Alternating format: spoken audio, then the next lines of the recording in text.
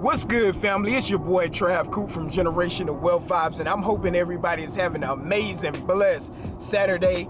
We're actually headed in Atlanta to a wedding. My wife cousin is getting married, but a play ran across my mind, and I was like, man, I gotta give game to the people before I forget. I'm getting older, y'all, so I had to make sure to get this thing on camera to deliver game as promised.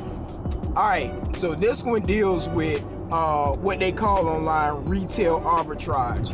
Now, I know some people do it at the Walmarts and the Targets, but my biggest success was doing it at a grocery store. Okay, so what you're gonna need is your Amazon app, your phone, and you're going to go in the local grocery store. That's what I would advise you to start with, the local grocery store.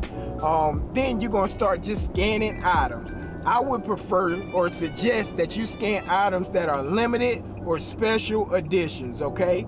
Limited or special editions, because those items are not available sometimes in different parts of the country, okay? So people will go online and shop for these items and pay a premium. So for example, I was able to go in buy low, purchase some organic seasoning for like $2 or $3 and sell it online for $20, guys. And the reason why I can do that, even though it was $20, the person that bought it didn't have it available in their area, so they had to purchase it from me, the online supplier, and they needed it so bad that they were willing to pay a premium to get it. I don't know if they was making something special and that was the last ingredient they needed or whatever, but I happened to have it and they needed it. So it's like a supply and demand game, and it's not just seasoning. I've sold flour the same way. You want to buy as many as they have, put them online for the higher price,